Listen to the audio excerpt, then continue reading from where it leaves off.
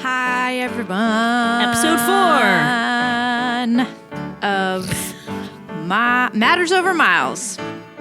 Matters Over Miles. I was going to say miles over matters. That ain't it. No. Matters over miles. Matters over miles. The ironic part about the title of this podcast just occurred to me is that we thought Oh, geez. That's matters over miles. We'll talk about stuff, matters, over or across the miles that we travel because we're constantly on the go. Yes.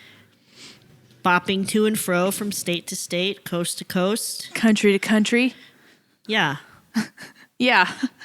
Always traveling, never staying in one spot. Surely, it'll be a different set every time.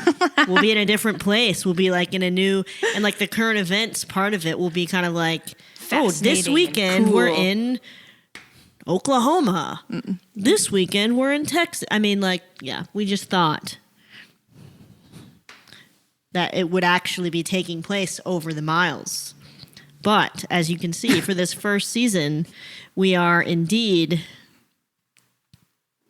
stationary. Wow. That was so long. We're stationary. We're in one spot. We're in So matters over miles. from my house Yeah. to here. Global pandemic edition. Oh my gosh. Anyways, this is episode 4 today. Wait, though, we have that is a current event. We've been in Nashville That's for longer, uninterruptedly, than we have in a long time. I don't know how long. say years. Yeah, years. We've been here. What is it? We got home from Boston March 1st on the nose. Yes. And that was the last trip that we were on. We were supposed to be in Kentucky 2 weeks after that, and that didn't happen. That was the beginning of yeah, what date is it now? the meltdown. Wow. It's April 17th. 17th. Oh my goodness. Yeah, so it's been A month 6 and change. weeks at least. That is a really weird thing. So current events for us. We're here. We're Still. we're in one spot. Nashville alone. Next time that we record more podcasts, we'll still be here. Yeah. Unless we decide to hijack this thing and be in the car Yes. in a random state if we feel like doing that. Yes. But probably not. So I've here we are. often asked myself, who are you, Oh my gosh. Whitney Walker, without I'm so constantly bored. traveling? And now I can look at myself in the mirror. Do you like yourself? And say, this is who I Oh am. my gosh. I'm so... This is the me. it feels like the Twilight Zone. You want to know the big difference No, between I me don't. now and me when I was traveling? Oh my gosh. Don't make me ask you. Ask me. What's the big difference, Whitney? I notice more birds. Okay. We need I notice to more move. birds on my porch because I spend a lot more time on my porch. That's the big difference. You're a kook is what you are. It's been a huge revelation for me. Oh my gosh. We have some cardinals that live out there. Yes, you've talked about them before. I've named the female one Cardi B, No. and the male is Carl B. I'm Cardi and Carl. They're having a nice little springtime Twitterpation. I can't. There's some blue jays. We're not. Okay. There's a couple crows. They're not my fave, but they're really interesting to watch too. So your current event is bird watching.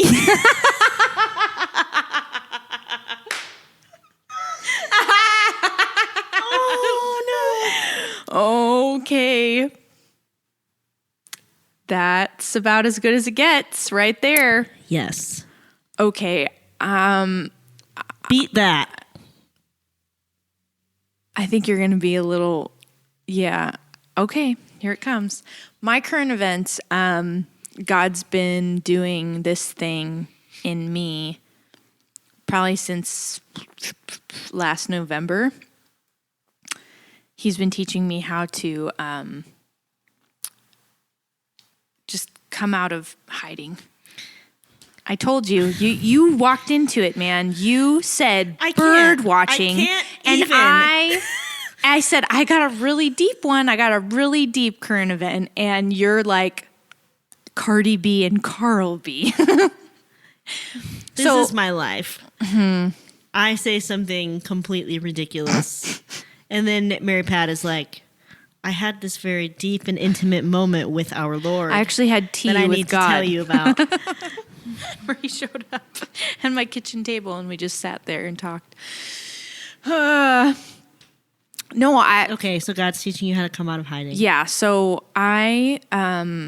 what are you hiding behind? Well, I think ministry is a really easy thing to hide behind. I'm good at it. I've been good at it. I'm not trying to brag about myself. It's just You've when you've been done doing it a long time. I've been doing it a long time, Yeah. so it's my job. Sure. I know what I'm doing, but I think that it's really easy for me to switch into that gear of ministry and not have to go past that for a lot of things. I'm vulnerable. I wear my heart on my sleeve, like when we're doing stuff for ministry with people, like up on stage or even praying with them. Like God gives me things that I can tell people that are personal to me, but they still have an element of protection on them because where people you're not going to see those people again. Exactly. I don't have to continually participate Okay. in relationship with those people after we do ministry. So you're like pretty good at first impressions. Oh yeah, I'm fabulous. They're going to be like, oh my gosh, well, that not was so like not great." that you're good at first impressions, like you're faking it, but like No. you're just good at being yourself, knowing that your first 5 impression mi- is kind yes. of like your whole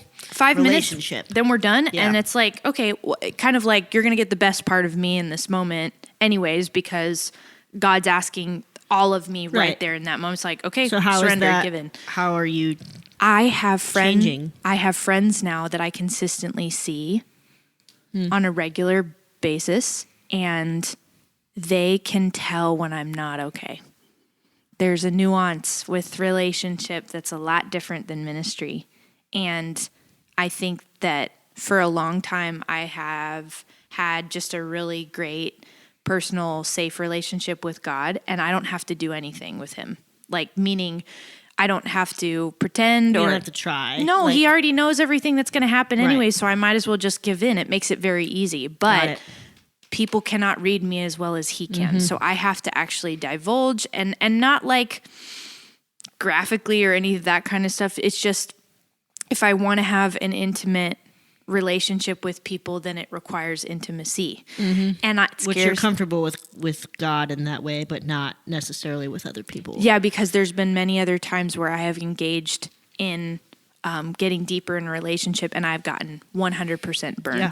I Fully and completely. And think we all feel that way, which is why I hang out with birds. so I think that what God has been teaching me is that I don't have to be afraid and that he's going to protect me even when I am with other people. I think that there's been some personal relationships within the last 2 years that have really rocked me to the ground beneath my feet. Yeah. It's just wow, this really sucks. And people that I said, okay, I'll participate in intimacy. I'll go deeper. Let's do this. And then it's like I said yes, and then I got set on fire. Yeah. And people laughed as they watched me burn type thing. Jeez. Which it's whoa, that's how I felt. So it's forget that. I'll stick with ministry and the wall and Yeah. hanging with Jesus because he's always nice to me and I don't have to try with him. So goodbye. I'm going to go hide in a It's corner. a little bit more of a calculated Oh, yeah. expectation Yeah. with God. Yeah. So he's teaching me, he's like, well, but that's not how my kingdom works. You need people because they all reflect a side of me that you might not know if we just stay in the same room together. I think that I would be really happy as a monk. I think I would really love it. Gregorian chant Pat. everywhere and just Yes. sit up on a hill and make a garden and hang Let me out just with God. say, I was in quarantine in my bedroom for 2 whole weeks. Actually, it was 15 days. And Mary Pat was outside of, not in my room, obviously, in the rest of where we live. And not that I could see her or really be able to observe her activity, but based on our minimal interaction in that time, it seemed like she was really having a nice time. Just without me physically present, without anybody physically present, and without need of having to do anything or participate in society at large. She just really liked cooking and, being random on her worship own. times, and people would be on Insta Lives, and I had nowhere to go and nothing to do. And watching the whole echelon of Marvel movies. I mean, like, I was like wonderful. in my room going insane, and Mary Pat was being a twirling monk about in the kitchen la, la, la. and making all sorts of. Yeah. So with that, the bravery that is required to not hide it's been a lot. But it's getting better, but the risk, it doesn't make me feel any less nervous when I have to try. So that's a continual thing that I'm learning. And that my trust ultimately is always in God, and that even if somebody lets me down, that I did what he asked me to do. Yeah. That was the point, that I said yes when he said, come on, just a little further, you could do it. And I'm like, no, thank you. No, thank you. You know who has really low expectations on you? No. Birds. Oh, God. Meat and potatoes, people. And with that, Oh my gosh. let's pivot. You're kind of talking about this topic a little bit more than I discussed last week's topic. Yes. So why don't you tell the people what the title Ooh, is? snaps. Oh, well, before we get into meat and potatoes, I also wanted to say this. This podcast is a ministry of Water Within Ministries. Water Within Ministries is our nonprofit that we started with our band, breathing life into the local church so that the local church can breathe life into their communities. And we are using this podcast as just a resource for people to be able to use to grow in their own relationships with God. Wow, that's really heavy when I said that. Like, the responsibility. Thank you, Jesus. It's all yours. All glory. Amen. And Amen. But with that, if you would like to be a patron, a contributor to this podcast show, we're opening that up for you. All you have to do is go to water-within.com/WWM, which is our Water Within Ministries page. There's a donate button on the bottom of the screen, and we're going to set up a little, what is it called? The scroll down menu, and it's going to say Show notes. Yeah, matters over miles that you can be able to give to this podcast, because, it's not exactly free what we're trying to do, and we want to bless the people that are working on this project with us, and we also want to be able to help this to reach more people as much as possible. So if you'd like to be a patron, a supporter of Matters Over Miles, please go to the website and sign up to give. Ta-da. All right, now meat and potatoes. So, I still can't believe that's a thing. Meat and potatoes. The title for the episode today is called Favor Ain't Fair. About 2 years ago, actually I have... Fair. Whitney and I... Favor ain't fair. We were going to a church called Grace Center in Franklin, Tennessee. Mm-hmm. And on Monday nights, they have their kind of like young adults ministry. It goes to college age to about 40? Sure. I don't know. But it's called What's Emanate. age? It's called Emanate. And the people that run it, it's attached to Grace Center's School of how do you say it? SOL, School right? of Supernatural Life. Yeah. And it's kind of like their church service that they ask all of their students to go to. Alan and AJ Jones, they're in charge of it. And Whitney and I just, I don't know, we found Grace Center, and it was so good. It was a blip of time. It was yeah. a very strange, strategic, transitional Yes. season. We were not really actively involved in church because we were traveling so much, which is why we ended up going to church on Monday night a lot, because we were just coming home from a trip and we'd roll out of the airport and just head right to church. Yeah. which was kind of cool. So during that time, we just learned so much. I just felt like I was a sponge. I just kept downloading everything that was being tossed at me. And Alan Jones, he did this sermon on it was a series. Yeah, but this was like this specific message. You can actually look it up, which is what you should do, because I don't have near enough knowledge and time to be able to. We can probably show notes that too. Absolutely. It's going to be a Emanate 6/17/2017. That's the date, episode. June 17th. Oh my gosh. 2017. And wow, that was a long time ago. It's I know. almost 3 years ago. I know. Isn't that wonderful? Whoa. So ever since that sermon, he just talked about how if you want to see the blessing of God in your life, then you should probably look for it.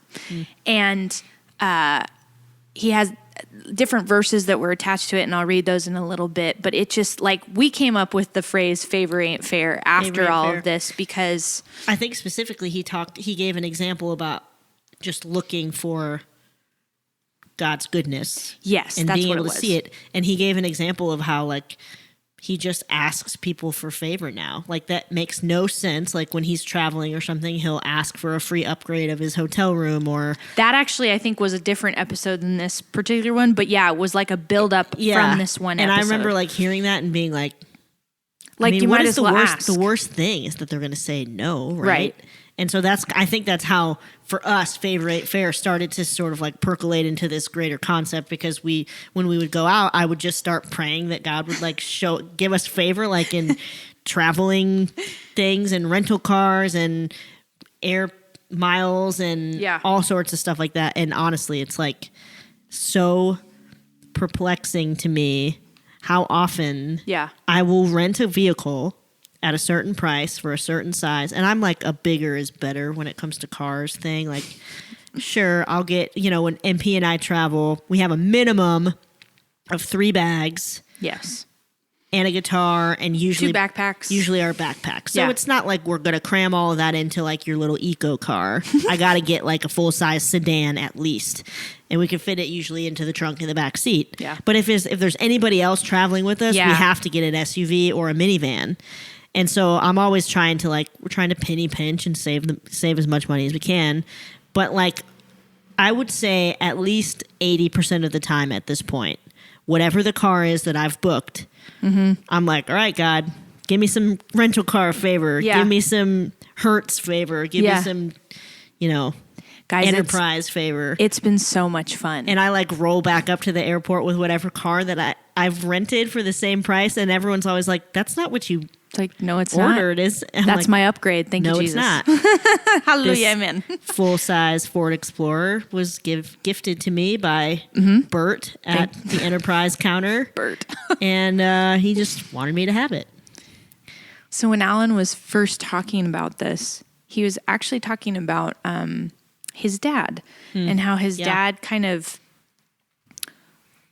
was an avid researcher of how a lot of different things within the Bible, like miracles and different things, just don't happen today. So he has all of these. Alan was talking about his dad passed away and he had to go, sift through all of his father's belongings, and this was some of the documents that he had, just like pages and pages and pages of disproving that like anything extra happens nowadays. Yeah. And he also talked about how his dad had a like litany of letters and different things of complaints that he had to different companies, like car places or, government things, or just like a long list of like disappointments that he, customer service reviews on multiple things. And it was always some sort of problem. And Alan made this joke. He's like, my dad, either he had the worst luck in the world with every single person and every single company that he came in contact with, or he was being rewarded according to his faith, what he was like searching. And the verse that Alan used to kick this thing off is please go watch the podcast or go watch the YouTube. It's so good. But this is the verse, and I'm pulling from this only in that like it's so rich and it's so wise, but our own personal stories are kind of like the extra for the podcast, really. Sure. But this is Matthew 9:27 through 31. As Jesus went on from there, 2 blind men followed him, crying out, "Have mercy on us, Son of David." When he entered the house, the blind men came up to him, and Jesus said to them, "Do you believe that I am able to do this?" They said to him, "Yes, Lord." Then he touched their eyes, saying, "It shall be done to you according to your faith." And their eyes were open, and Jesus sternly warned them, "See that no one knows about this." But they went out and spread the news about him throughout all that land. One, I always love that they never do what Jesus tells them to do. Right. So in this Please moment, don't tell anybody about this. Please don't say a word. Okay. And everyone's like, "Wow!" I'm only going to tell 4,000 people. It's like, "Wow! Look, I can see." So this is an example of like according to your faith. Yeah. They said, Jesus asked, "Do you believe I can heal you?" And they're like, "Yeah." And then they were healed. So according to the measure of faith that you have, you'll see things happen. Yes. But there was also the whole thing of Alan talking about, he was like, "Well, what about people that don't have faith? Lazarus. Jesus didn't ask him, 'Do you have enough faith to like raise me from the dead?' He was dead." Mm-hmm. So when other people have faith on your behalf. Yeah.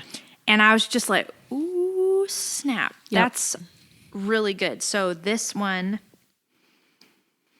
was Mark 6. Oh, okay. This was the other verse. Is that a piece of toilet paper that you No, have? tissue paper. Oh, tissue paper. Okay. Yeah. I didn't really She's have a piece of bookmarking paper. her Bible with like little shards of tissue paper, which I feel is interesting in the time that we're in currently with such a shortage of such things. Just using it sparingly. I see. So we just had an example of 2 blind guys believing that Jesus can heal them. Yeah. And now we're at Mark 6, and Jesus is getting ready he's teaching in Nazareth. Jesus went out from there and came into his hometown, and his disciples followed him. When the Sabbath came, he began to teach in the synagogue, and the many listeners were astonished, saying, "Where did this man get these things? And what is this wisdom given to him, and such miracles as these performed by his hands? Is not this the carpenter, the son of Mary, the brother of James and Joas and Judas and Simon? Are not his sisters here with us?" And they took offense at him. Jesus said to them, "A prophet is not without honor except in his hometown and among his own relatives and in his own household." And he could do no miracle there except that he laid his hands on a few sick people and healed them. And he wondered at their unbelief. So Jesus goes to his hometown, gets up in the middle of the synagogue, starts preaching, and everybody's like, isn't this like Joseph's kid who like works with wood? How the heck does he have all of this insight? And because of their unbelief, Jesus couldn't do a lot of miracles there. Yep. And they took offense at Jesus's desire to do miracles. Yeah. Yeah. And then Jesus wondered at how little head scratcher. Yeah. I think for me, when I first heard about this, I was definitely like resistant years ago when I would hear discussions about these things. I'd be like, this is crackpot central. Like, no way. And then like the more that I got around people who live out some of these principles and really do like come into like a partnership with God as a good father. Yes. I was like, okay, these people are not crazy. Yeah. They're not Looney Tunes. So it's just something in my head that like I need exposure to. Mm-hmm. I need like renewal in my mind about something that I just don't get yet. Mm-hmm. And so if you are out there and you're kind of like, I don't know about these people right now, this seems a little sounding weird, I would just like encourage you to put yourself in a position where like you're not just saying no, that's not true. Yeah. But ask God questions and like use it as a time of like exploration, like in your walk with God. Like he's not, it's hard to hear Sure. something like, because they didn't have enough faith, God just didn't want to do anything for them. Then it's kind of like, I have another story for that.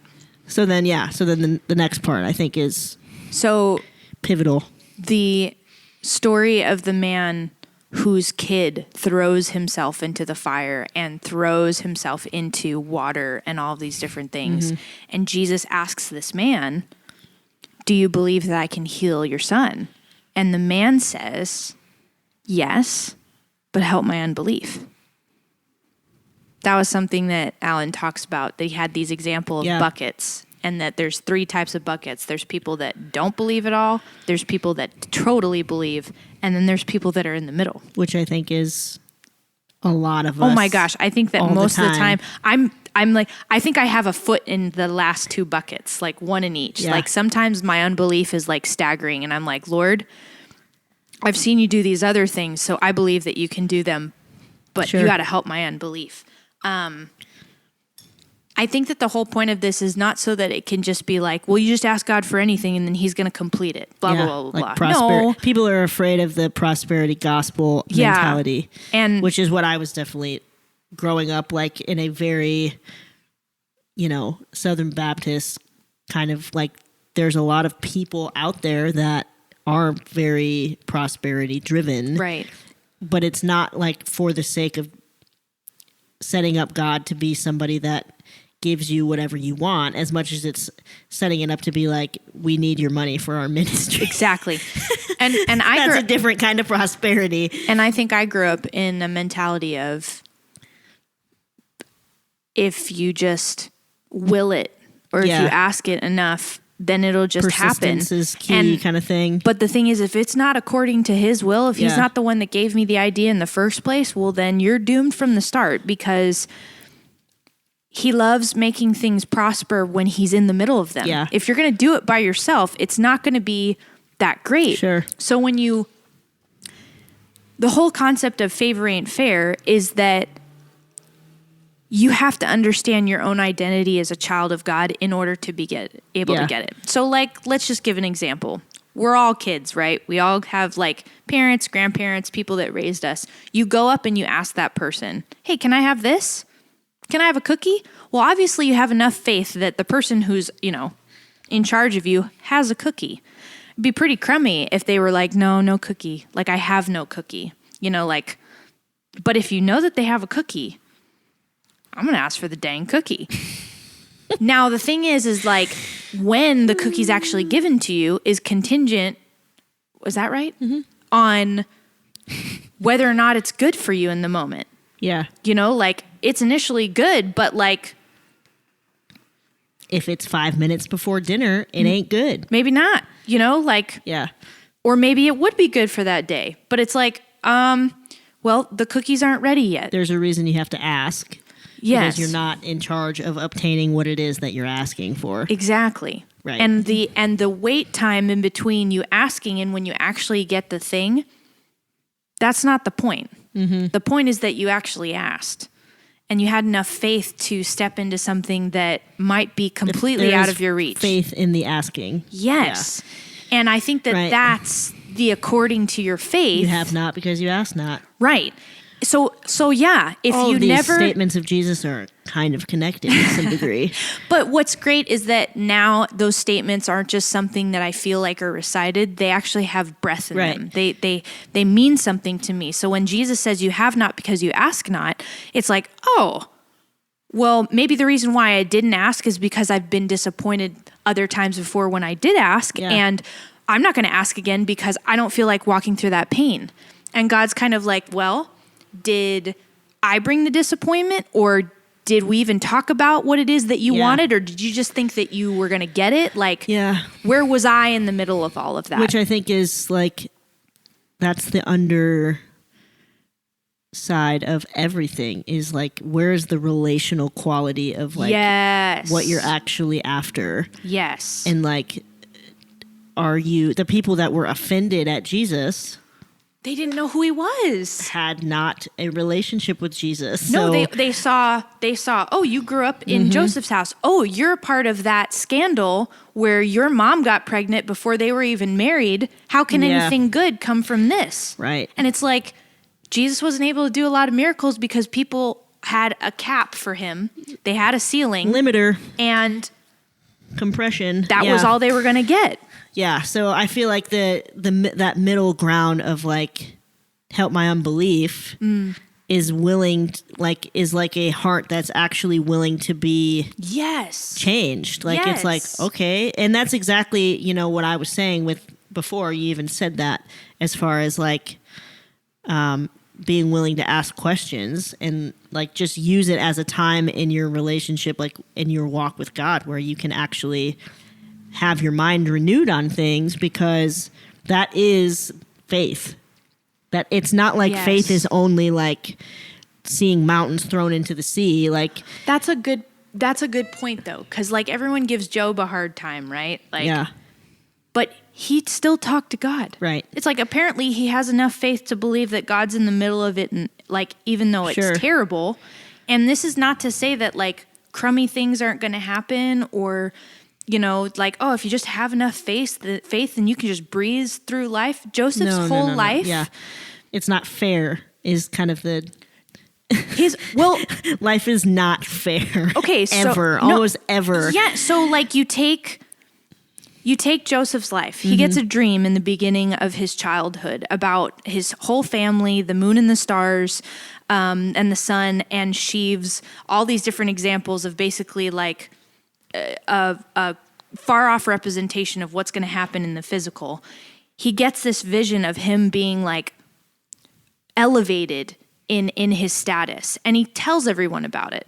Well, everybody doesn't like it, and his brothers are already jealous anyways. 11 brothers that and all pick on him anyway. Yeah, and I mean, rightly so. If your dad loves one kid better than the other, then that's a whole other daddy issue. Those poor guys.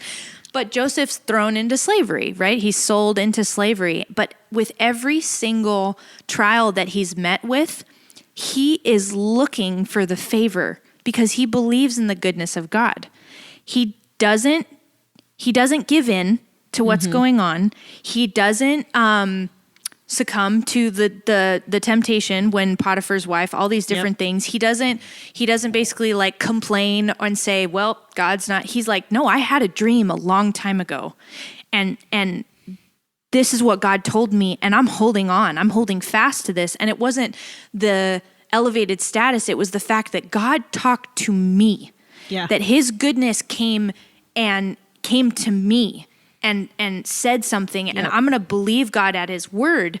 And then you see every turn where favor is not fair. Yeah. He keeps getting moved to the next level. Yep. Until finally he's second in command. He goes from being in jail to being Pharaoh's second. Yeah. Which I think is like, it's interesting, the word fairness. Like we just kind of came up with fair as like a little quip because it's an alliteration and it's cutesy, whatever.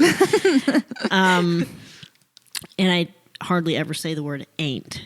No, we don't say ain't. So yeah, it's a good excuse to do that. But I feel like the word fair is interesting because in our heads, we want things to be fair. Yes. Most times. So like Joseph gets thrown into slavery because his brothers are like looking at his situation and going, it's not fair. Oh, I know where you're going. Keep going. Like, it's not fair that you are the favored son and we're not. So they kind of take the justice into their own hands. And they're like, we're going to get rid of you and put you in a situation that's also not fair because you really didn't do anything wrong. Yeah. And we're going to try to find fairness like for ourselves so that we have like a better relationship with our dad who like maybe will like us more like when you're not around, and you also were kind of annoying to us. So and like, I feel like we do that. I've done that. Yeah. Where I've taken the reins and I'm basically like, I'm gonna get what's fair to me right now. Instead of letting God do it. And it's just like the justice and vengeance, like whatever kind of quality where you can kind of like work towards, you can take your own steps towards making the field like more even. That's an identity issue, And that's, man. again, it's like, Yeah. okay, you can do that. Or you can say, help my unbelief. Yes. And show me like where the goodness of God is in this. And if you don't have any means by which to understand the goodness of God, you like get around people that can give you firsthand accounts of God's goodness. Yeah. And then you can start to see, because that's the thing. Joseph saw, it's a self-fulfilling prophecy. It's like Ooh, what yes. what you believe about like Alan's dad. Like you talked about how he had all of these just transcripts of like things that he believed and like reasons why you should doubt things and why you should speculate on everything and all that stuff. It's like if you set yourself up to always be in doubt of things and always be cynical and critical, Yeah. you will receive cynicism and criticism, and that's the world that you will see. Because according to your faith in that thing, Yes. into the doubt, you have more you're, faith for you're that. exerting your doubt so firmly Yes. that you have faith in that belief system. That's the thing that you trust. Is like I can always find what's negative and crappy about the world. So I'm just going to keep doing that because at least I know what I'm going to get. And it's like if you will start to assert your faith into what is good and what is hopeful and what is, what is it? Philippians 4, it says, set your mind on things that are righteous and pure and trustworthy and noble and lovely. Yeah, think upon such things. Think upon such things. And gratitude is also a part of that same passage. Oh my so gosh. it's like if you start to assert your faith into the goodness of God, Yes. God is like on the side of humanity, but you have to You got to start looking for acknowledge it. that and look for it. And when you're able to look for it, then you start to see like God's hand in things. Like I think that when this became such a revelation, we just started being like, all right, where's the goodness? Yeah. And it started becoming like a treasure hunt. And man, I think that we went on, I think that that's when church and different things were like, 2016 was when everything was like super crazy in our life, right? Like just nutso. Church, the Falling church apart. That was like when we wrote Long Live Your Spirit, yeah. Yeah. But I don't know, 2017 it was just like it was like a big, huge gotta look for the good. Yeah. Type When of stuff year. like totally hits the fan and your brothers throw you into slavery and you're like, I literally can do nothing for myself and I'm totally trapped. Yeah. And have nowhere to go and nobody to trust and I'm not sure what to do. Like literally all you have is God. Yeah. Then it's not going to help you to be like, I need to find what's fair about this. You need to like ask, like say like, where is the goodness? Where is it? And if you can't see any right where you're sitting, it's because usually it's like set yourself up to walk into it because it is coming. Like goodness and mercy will follow you all the days of your life. Psalm 23, right? So when stuff happens to us now, when it's bad, that's when I start going, where's my treat? Like you're a dog. Where's my cookie? Because Joseph, like, think about it. Worst way he could have ever been made to be second in command of Egypt. But it was there. The promotion was long after some serious demotion. Yeah, but maybe that was just the way that it was supposed to be set up the whole time. Right. If he hadn't have walked through all of those different things, Israel would have never been able. Egypt would have walked into a famine, and their whole country would have been destroyed. The children of Israel and the lineage of Jesus. Exactly. And these nations are spared, and Joseph sits on the other end of it, and he's going, favor ain't fair. Sometimes to your own self in that moment, it doesn't feel like what you're walking through is fair. But you get this rich understanding of who God is and that he's fun. I would say that like there's been times where people have messed up an order at a restaurant Yeah. multiple Yeah, times, yeah. right? Like they don't bring it out right. It's The not last cooked. one was we had gotten guacamole from Chipotle. So everything is takeout right now, right? Right. You order on an app or whatever, and then you go pick it up, and like a robot brings it out to you. My gosh. We ordered food, and we were supposed to get Chips. like just We were supposed to get chips and guac. chips and guac, and we were gonna like split it or whatever. So when we went to open the bag, they forgot it. Yeah. There was no chips, no guac, Yeah. whatever, and they ended up giving us double. They're what like, we ordered. "Oh." They gave us 2 bags of chips and 2 sides of guacamole, which I'm more than willing to drive 5 minutes back to the store Okay, but that's and something else be that inconvenienced for just a moment's time, and then it's like, okay, you know what? It's fine. And now I've expected it. Now Yes. it's like it's happened so many times. I'm like, oh, they forgot something. And usually, what does the management do of a restaurant when they want to be like, we're going to keep you as a customer? They give you a bonus. oh, this isn't the right drink the way that we'll just keep that one and we'll make you a new one. Oh, you're going to keep that car for an extra week? Well, we're just going to honor the agreement that we set out a month ago, and we actually owe you money for the rental car. Don't worry about it. Yep. It's our mistake. It's happened so many times to us. So your practical homework application Yeah. for this week's topic of discussion is Favor ain't fair. this whole self-quarantine, distancing, canceling of events, all of this kind of stuff that people have lost a lot. They've lost business. They've lost, just all sorts of things. I know people who, were supposed to get married. Their wedding was canceled. That all kinds of things like graduations. Yeah. Colleges are closing. I mean, it's just a lot. It's pretty heavy stuff. But like all the things that you have lost are positioning you to receive a measure of goodness from God. Just think of it as credit. Yeah. It's just banking up.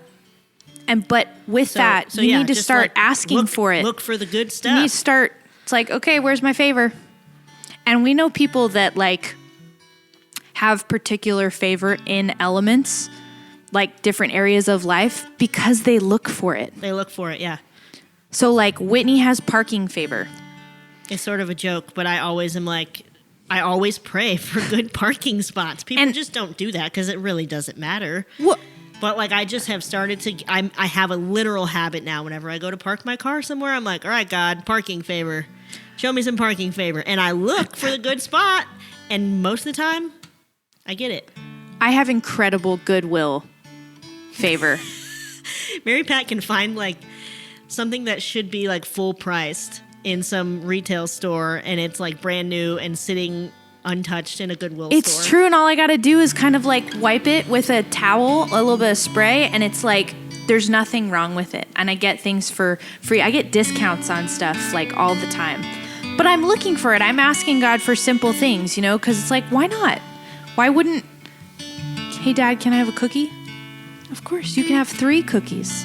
I love getting. And if you can just like kind of help yourself get over the fear of being told that's not good for you, then you will ask more things and you'll be surprised at how good God actually is. God's goodness is always surprising. all the days of your life, goodness and mercy following. Yeah. So, you gonna read something? Jeremiah 29:12. Then you will call upon me and come and pray to me, and I will listen to you. You will seek me and find me when you search for me with all of your heart. I will be found by you, declares the Lord. And I will restore your fortunes and will gather you from all the nations and from all the places where I have driven you, declares the Lord, and I will bring you back to the place where I sent you into exile. Talking about the Israelites and how they were exiled into Babylon. Mm-hmm. If you seek him, you're going to find him. If you don't want to seek him, you're never going to find him. There's so much more on this topic. We have so many more stories, but we'll have to be able to do that another time. But we're just going to sing this song real quick. This is kind of cool. This is a circle moment for me. This was a song that I auditioned with. Oh, she's going to cry. Favor Ain't Fair. You gotta be kidding me. I auditioned with this song thinking I was gonna make a ministry team at school and college. And I thought that the doors were wide open.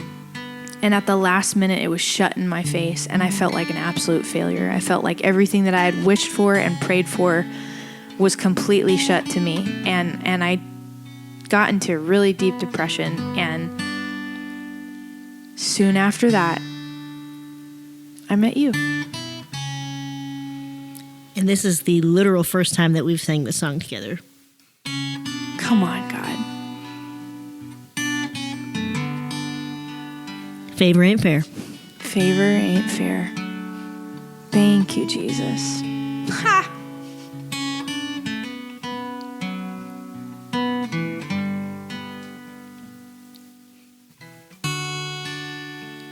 The more I seek you, the more I find you. The more I find you,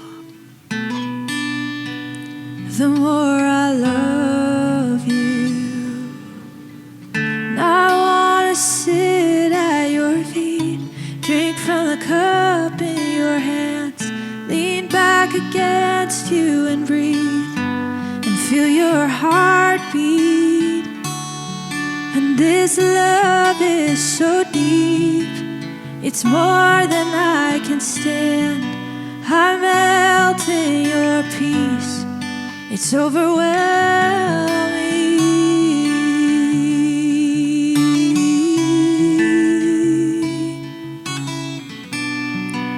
Your goodness is overwhelming to me, God.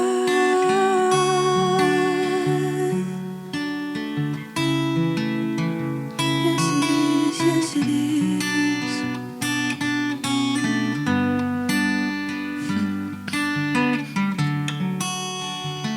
The more I seek you, yes, the more I find you. The more I find you, the more I love you, yes. I want to sit at your feet, drink from the cup in your hands, lean back against you and breathe, and feel your heartbeat. And this love is so deep, it's more than I can stand. I melt in your peace, it's overwhelming. I want to sit at your feet, drink from the cup in your hands, lean back against you and breathe, and feel your heartbeat. And this love is so deep, it's more than I can stand. I melt in your peace, it's overwhelming.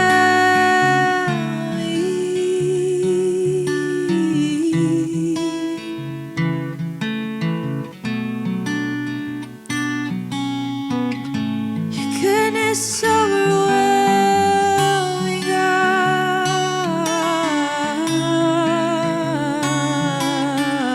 God is.